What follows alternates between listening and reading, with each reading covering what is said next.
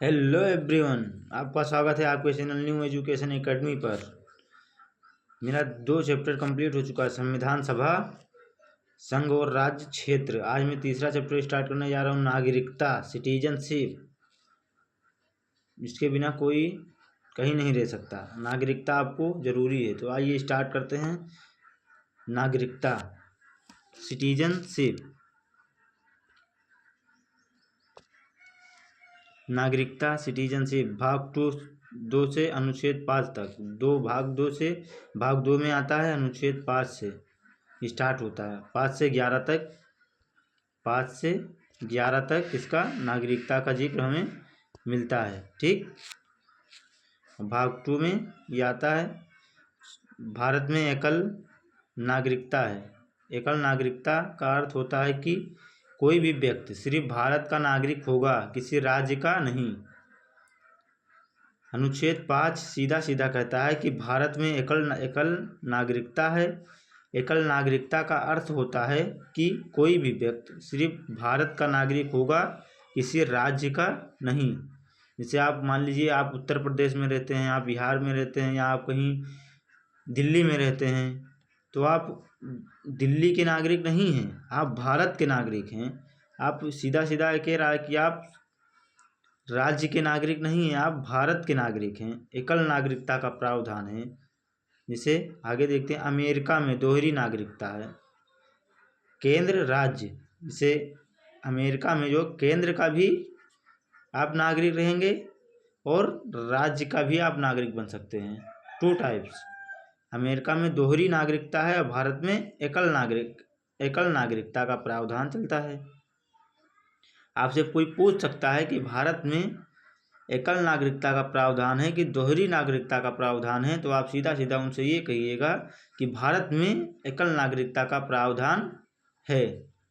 भारत में आप एक नागरिकता आप लेकर चल सकते हैं, ना कि राज्य आप उत्तर प्रदेश में तो आप उत्तर प्रदेश का नागरिक रहें, ऐसा नहीं होगा।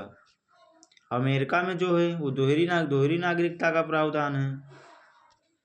केंद्र और राज्य, वर्तमान समय में प्रत्येक देश में 2 प्रकार के नागरिक होते हैं।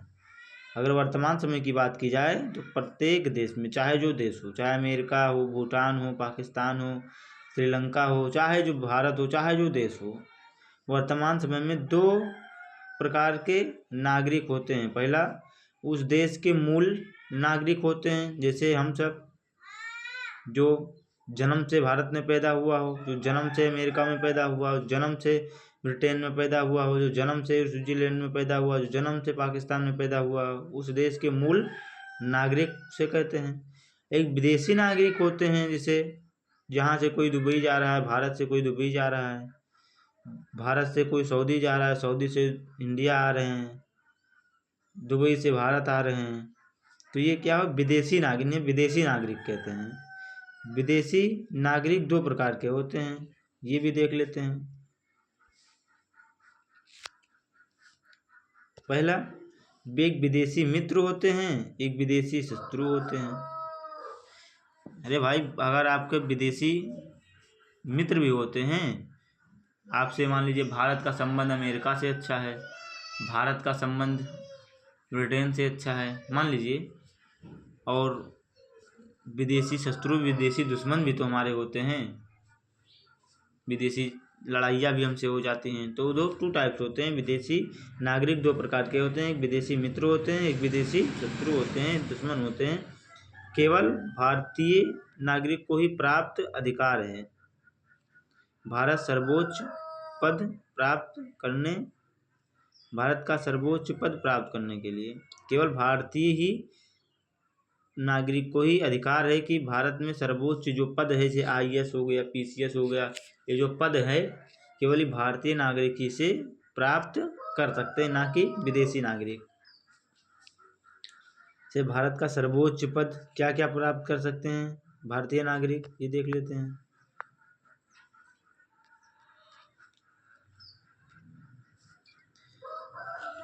भारत का सर्वोच्च पद हो गया, संवैधानिक पद प्राप्त करने का अधिकार है, चुनाव लड़ने का अधिकार है, मतदान करने का अधिकार है।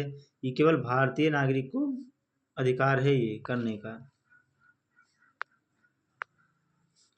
अनुच्छेद 15, 16, 19, 29 और 30 के अनुसार प्राप्त सुविधाएं नागरिकता के समर्थन में कानून बनाने का अधिकार संसद को है। मतलब जैसे आप अनुच्छेद 15 में जो अधिकार पाए, 16 में जो अधिकार पाए, अनुच्छेद 19 में, अनुच्छेद 29 में और अनुच्छेद 30 के अनुसार जो प्राप्त सुविधाएं हैं केवल भारतीयों को ही मिलेगा। नागरिकता के समर्थन में कानून बनाने का अधिकार जो है वो केवल संसद कर सकता है। ठीक। संसद ने नागरिकता संशोधन अधिनियम 1955 में पारित किया। जो संसद है, संसद ने नागरिकता संशोधन एक अधिनियम बनाया था 1955 में, वो पारित किया गया। अधिनियम के अनुसार भारत की नागरिकता 5 प्रकार से ली जा सकती है। संसद ने एक अधिनियम बनाया कि अगर आप 5 प्रकार, ये जो नियम बताया गया, अगर आप इसके अंदर आते हैं तो आप इसमें आप भारत के नागरिक हो सकते हैं, नागरिकता आप प्राप्त कर सकते हैं। इससे क्या क्या है देख लेते हैं। जन्म द्वारा, भारत में आपका जन्म हुआ हो। वंश द्वारा, भारत में आपका वंश चलता हो। पंजीकरण द्वारा, आप पंजीकरण करवाए हो, जो जैसे आरटी जो भरते हैं, टैक्स जो देते हैं, वो आप पंजीकरण हो। देशी कारण द्वारा, कोई आपको देशी कारण हो। भूमि के अर्जन द्वारा या ग्रहण द्वारा, अगर ये आप 5 चीज़ फॉलो करते हैं तो आप भारत के नागरिक बन सकते हैं। नागरिकता का अंत कैसे होता है ये देख लेते हैं। नागरिकता का अंत, नागरिकता से वंचित करने की शक्ति संसद के पास है। संसद चाहे तो आपका नागरिकता को भंग कर सकता है, वंचित कर सकता है आपको। यही शक्ति जो है संसद के पास है।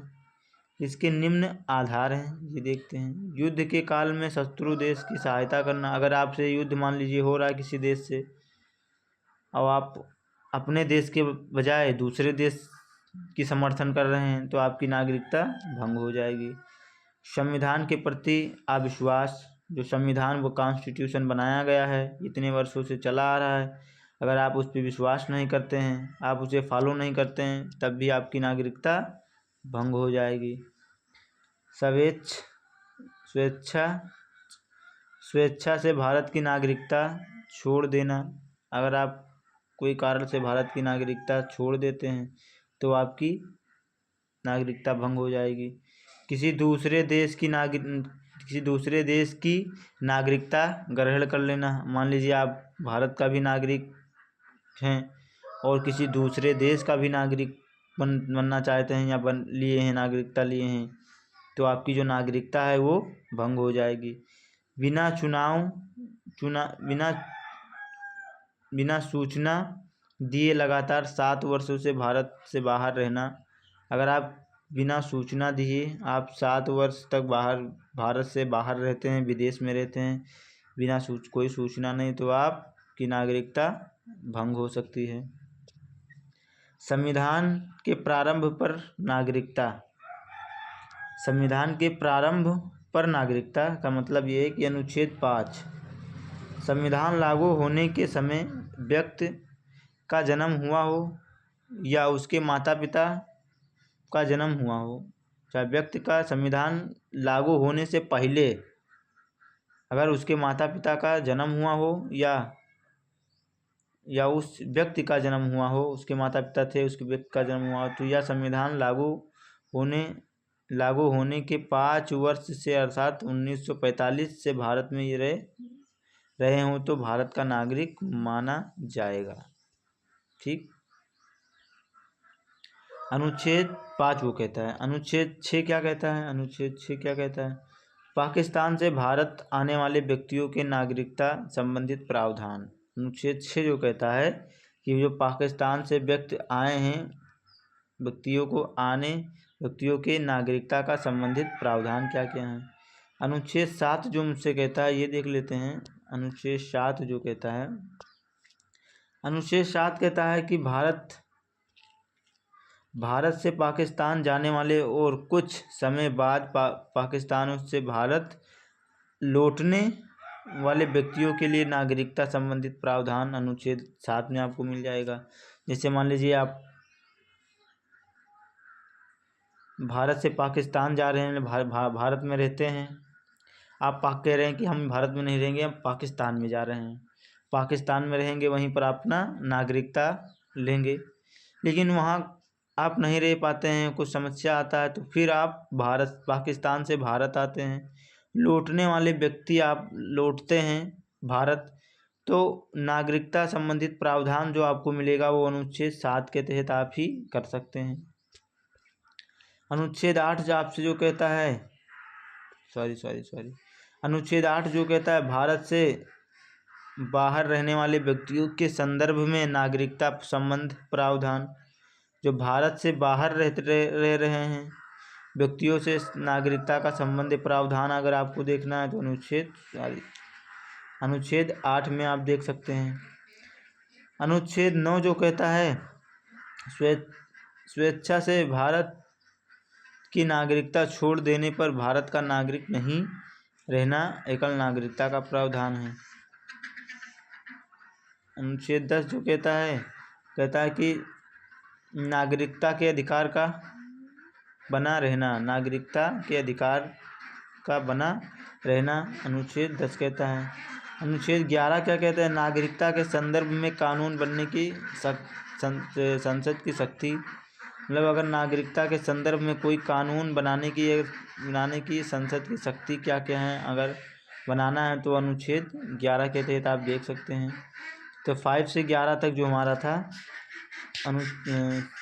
अनुच्छेद